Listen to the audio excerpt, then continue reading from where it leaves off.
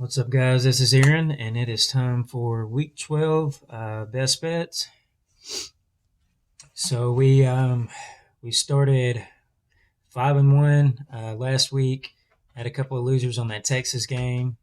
Just read that one totally wrong. So we finished out 5-3. That's not bad. Made a little profit. So I've got five more for you this time. I've already posted most of them on Twitter.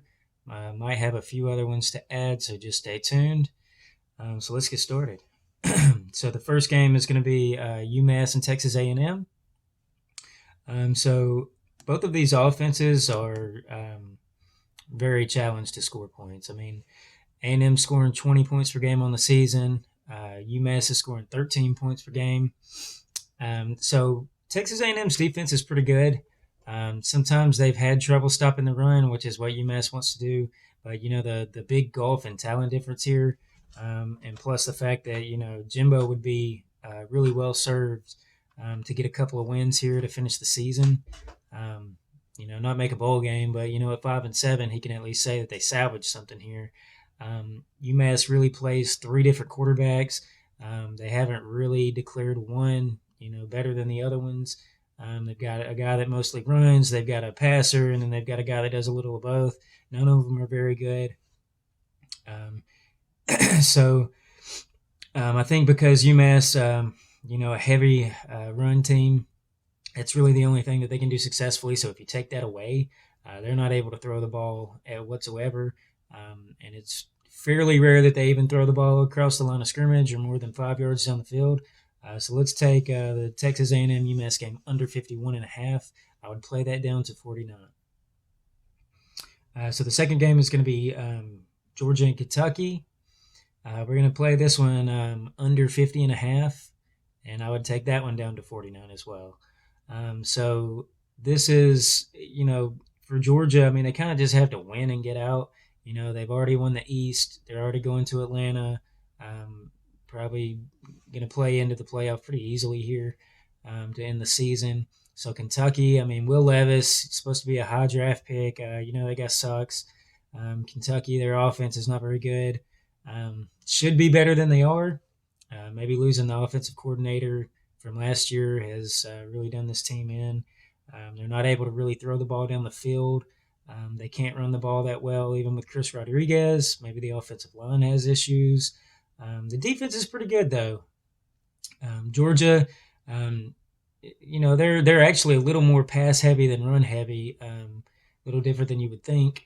But I think here, especially in some of these games where they do get a blowout, even early, they kind of just shut it down. And in the second half, you just run the clock out, get very few possessions. And we know that Kentucky's going to have as few possessions as possible in this game for Georgia to be able to hang in this game. So I do think that we see some clock chewing here, especially if Georgia's got a lead. No reason to run the score up. There's no advantage to that here. So let's take under 50.5. So the next one's going to be Wisconsin and Nebraska. We're going to take Nebraska plus 13. I think this line has moved. I did post this on Twitter, so you should have got a 13 already. So, obviously Nebraska, they're not a good team. Had to fire Scott Frost earlier in the season. No word on who they're going to hire yet. Probably be at the end of the season before we find that out. Casey Thompson, I've heard that he's going to play. I've heard that he might not play. So I'm not really sure. I would rather him be in the game for this bet. But I would have made this number about 7.5 for Wisconsin. On the road, Graham Mertz is not a great quarterback. He's really regressed since he's been at Wisconsin, since his freshman year. Very turnover prone, throws into coverage a lot. So it's really like their run game has to be very successful for their pass game to open up. And I think that Nebraska can at least slow them down in the run game, knowing that that's really what they want to do. Wisconsin's fine winning, 13-10. It doesn't need to be, 43-40. So I think as far as Nebraska goes, they kind of need to chew a little clock here too and have the least amount of possessions as possible, even though they don't necessarily run their offense that way. But Nebraska's been covering some of these numbers as a double-digit dog in conference. I think that the market just has kind of crashed on them, and even though they're bad, they're not so bad that they're going to get blown out every week. So let's take Nebraska plus 13. We've also got Navy at Central Florida. We're going to go with Navy plus 17. So Navy's been covering as a dog, especially like double-digit dog. Um, so we saw them, against Cincinnati. They lost 20-10. They played defense there. They scored just enough points to stay within the number there. So especially with UCF, I mean, they've pretty much locked up the title game. So they've got Navy and South Florida to go, and that's it. So they kind of just also win and get out. They don't need to. There's no reason to have to win by margin.